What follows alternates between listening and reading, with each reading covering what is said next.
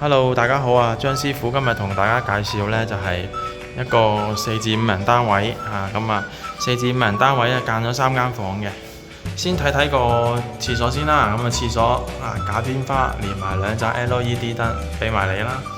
然後上面呢有埋吊櫃，3個格仔俾你擺牙膏、牙刷、水杯，上面擺紙巾。然後呢個位呢鏡呢就冇拆到嘅，冇拆到保留翻啦。呢個位呢就做翻個新嘅洗面盆櫃啦，個盤呢拆咗噶啦。成個洗手間呢就簡簡單單都好實用啦。好，咁之後睇翻呢成個廚房拆晒啦，做咗個 L 型嘅曲尺型嘅吊櫃啦、地櫃啦同埋台面。呢個位呢就係微波爐架，然後呢度就係調味料架，俾你擺豉油鹽醋嘅。上面呢就吊櫃，可以打開呢啲吊櫃呢就係通頂嘅，冇浪費到個空間。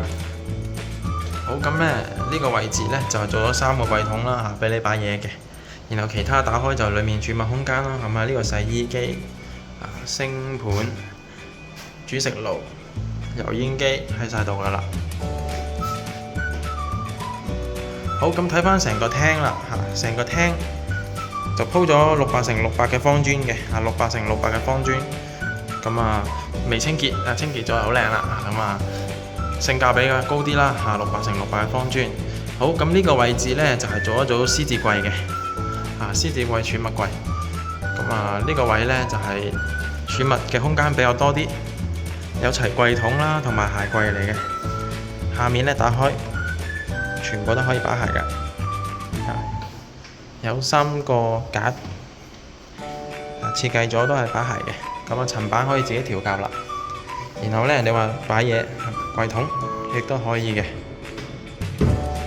好，咁呢就睇翻電視櫃呢邊啦。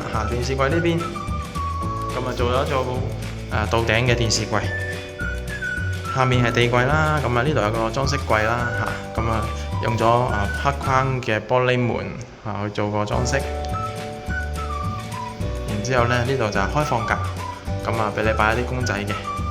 然後上面係儲物空間，可以收納多啲嘢咯。好，同大家介紹呢就係房間嗰度部分啦。呢度呢係1間房、2間房，加埋呢度主人房3間房，呢間緊房。好，咁先睇睇呢度1分為2嘅2間房先。呢間房呢就係做一組吊衣櫃喺側邊嘅，可以掛3通啦。然後呢度格仔櫃俾你擺公仔各樣嘢都冇問題嘅。呢個位呢就做咗4尺床啦，4尺床可以雙人都瞓到。呢個呢就係嗰個地台床，地台床裡面掀起咯，擺嘢嘅。係啦，之後呢，如果我要辦公寫字，咁點算呢？擺電腦嘅，冇問題。呢個位呢，做一塊鍵板俾你。呢個鍵板呢，一拍起呢就用得㗎。唔用嘅時候呢，可以有個扣可以拍翻落去嘅。呢間房呢，相當之齊全有空間寫嘢，又可以雙人床，又有吊衣櫃，又可以有儲物空間。好，睇翻呢邊啦，亦都係趟門。做翻個上床下衣櫃，連埋書台嘅做法加埋呢度仲有個樓梯櫃嘅，樓梯櫃桶啦可以作為一個搭級上去上床嗰度。呢張床就係3尺床嚟嘅小朋友呢就可以喺度寫字啦。仔仔女女喺度寫字。呢張台相當之長，有3隻櫃桶咁長。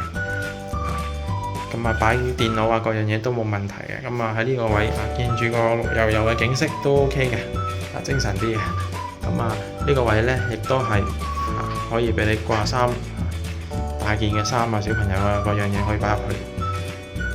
呢個位呢就做咗開放格，呢就係擺一啲書本作業都可以擺到嘅。平時嗰啲衫褲鞋襪成日用可以擺呢個樓梯櫃桶咯。呢啲拉開自己又可以擺嘢，非常方便攞。咁咧同大家介紹翻呢個主人房啦，緊房呢度係掩門嘅，咁啊做咗張4尺半嘅收納格床。呢度咧有個床頭櫃因為個空間比較長，所以咧做咗張床之後仲剩低位置，咁做埋個床頭櫃啦，擺下嘢都好嘅。咁呢個位置咧就係成組吊衣櫃，加埋側邊亦都係衣櫃，掛衫。咁呢度咧上面就擺一啲被唔常用嘅嘢，下面咧亦都係打開晒咧。掛衫、櫃桶，同樣呢張床亦都有大櫃桶，係兩個嘅。咁呢間房咧亦都係相當舒服，收納空間都好足夠。咁多謝大家收睇啊！關注我哋張師傅介紹手工 OK， 價錢又實惠嘅。公屋、居屋同埋其他舊屋翻新嗰啲，我哋都有做嘅，咁可以大家睇到好多影片。